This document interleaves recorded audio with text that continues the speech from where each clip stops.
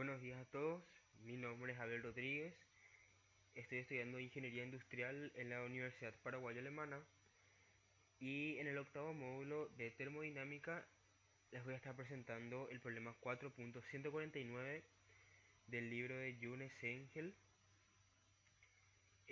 resuelto con ES.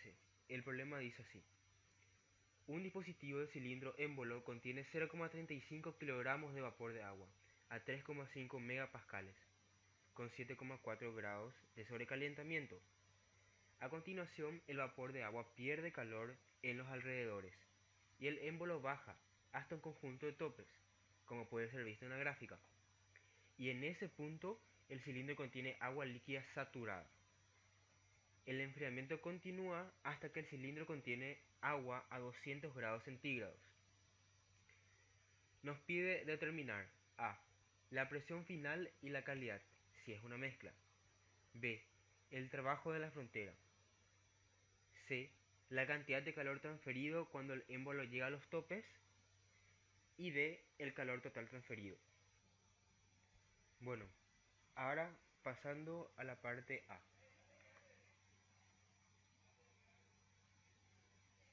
Nos pide determinación de presión y calidad final.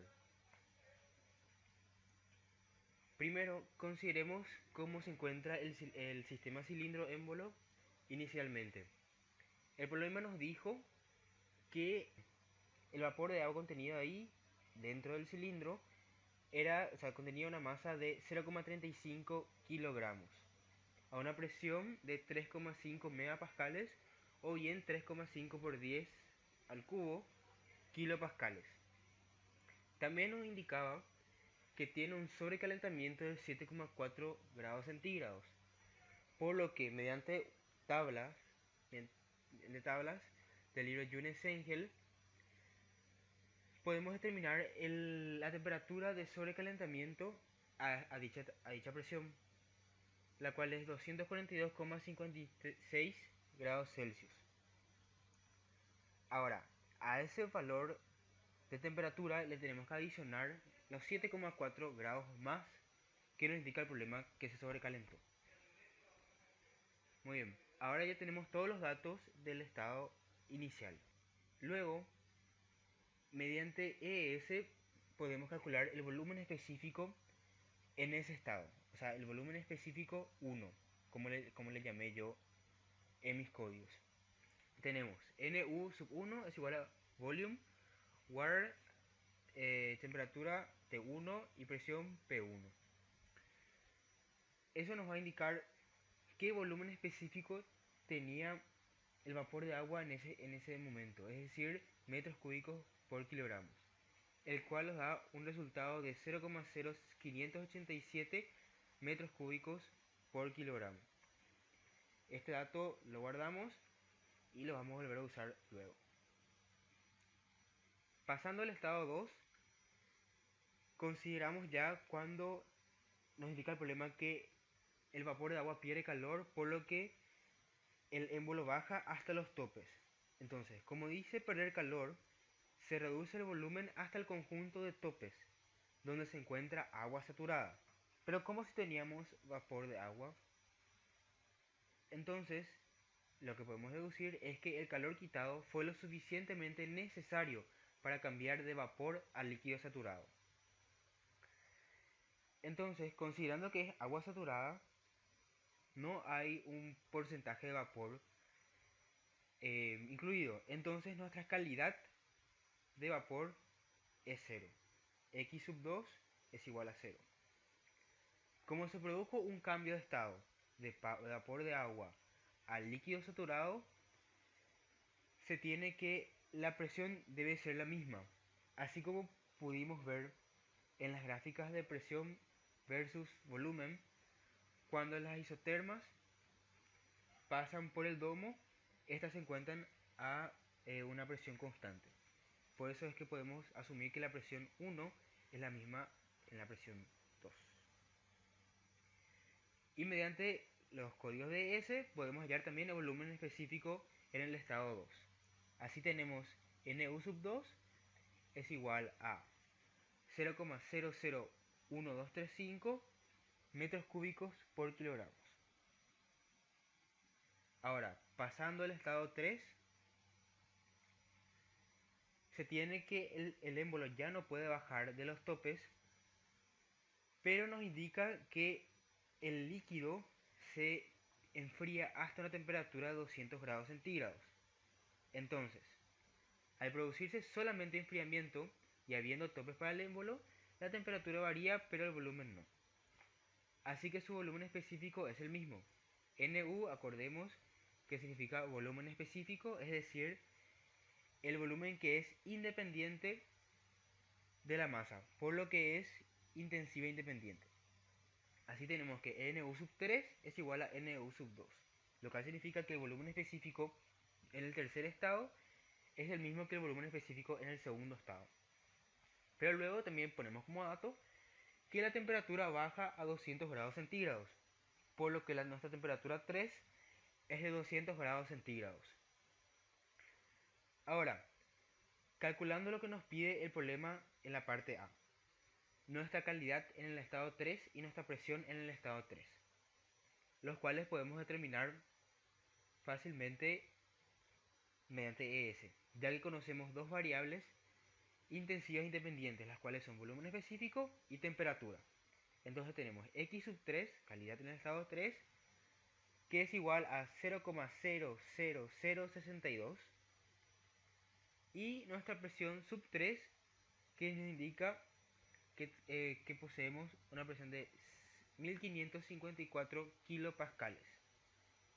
Entonces, estos dos resultados pertenecen al estado 3, en el cual el agua ya se enfrió luego de haber disminuido su volumen y luego de que el émbolo se haya trabado por los topes. Ahora, pasando a la parte B del problema, donde nos pedía el trabajo en la frontera. Para el trabajo en la frontera, consideremos primero lo que pasó del estado 1 al estado 2. Allí la presión es constante hasta que el émbolo llega a los topes. Entonces nuestra fórmula de trabajo es trabajo de 1 a 2 negativo, porque esa es la convención que estamos tomando, presión 1 por volumen específico 2 menos volumen específico 1 por la masa 1. ¿Por qué la masa 1? Porque acordemos que nuestros volúmenes no son los volúmenes dependientes, sino que son los volúmenes independientes. Luego tenemos el trabajo que se realizó del estado 2 al estado 3.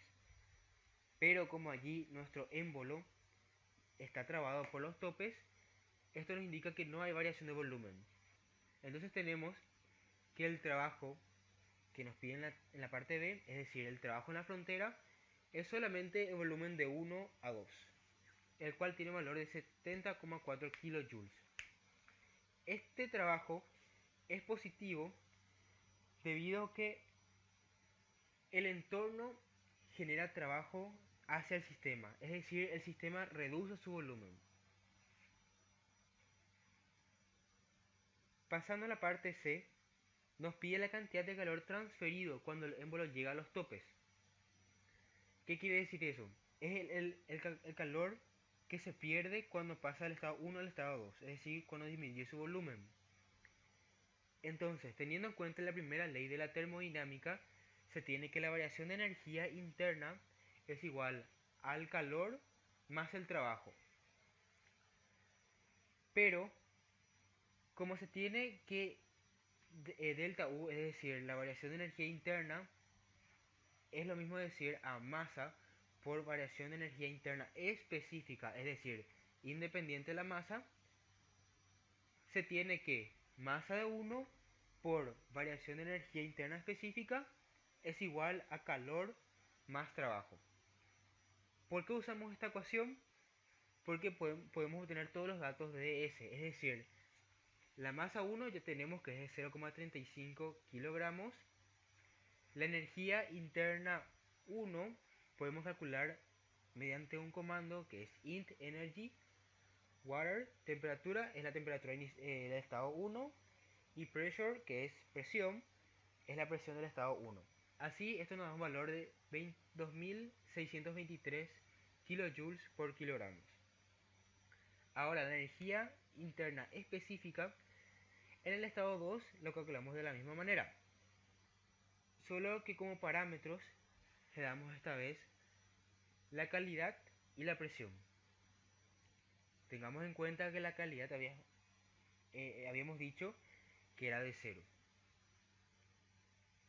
Entonces esto nos va a dar un valor de 1045 kilojoules sobre kilogramos. Con todos estos datos podemos despejar nuestra ecuación y tenemos que nuestro calor adquiere un valor de negativo 622,5 kilojoules. ¿Por qué negativo? Porque recordemos que el problema nos dice que es calor perdido. Luego, en la parte D del problema, nos dice calcular el calor total transferido, es decir, en todo el sistema. Así podemos adoptar la misma fórmula que usamos para la parte C, pero teniendo en cuenta la energía 3, es decir, la energía interna específica final con la energía interna específica inicial.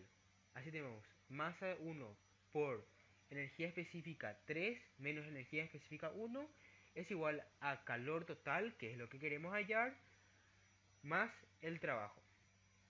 Poniendo de nuevo nuestro comando de energía interna, les puse de nuevo en la presentación para que puedan rememorarlo. Tenemos int energy, water, temperatura sub 3, y V, que el cual es volumen específico, es igual a nu sub 3. Nu sub 3 le nombramos a nuestro volumen específico. Entonces, con los valores de U sub 3 es igual a 851,7 kilojoules por kilogramos, nuestra masa, que sigue siendo de 0,35 kilogramos porque no hay pérdidas, al menos de sustancia, y nuestro trabajo, que es de 70,4 kilojoules. Despejando la ecuación, se obtiene que el calor total es de negativo 690,3 kilojoules. Esa es la cantidad de calor que pierde el sistema en todo el proceso detallado por el problema. Bueno, pasemos ahora al área de aplicaciones. Como aplicación, escogí radiadores de hogar. Las dos maneras más importantes de calentar los hogares es mediante calentadores llenos de aceite o del tipo de convección. Tienden a trabajar con los mismos principios de calentar el aire circundante, aunque el método mediante el cual hacen circular el aire es diferente. Existen diferentes contrastantes en precio y consumo de energía, tornando esencial una evaluación minuciosa de las necesidades específicas antes de adquirir cualquiera de ellas.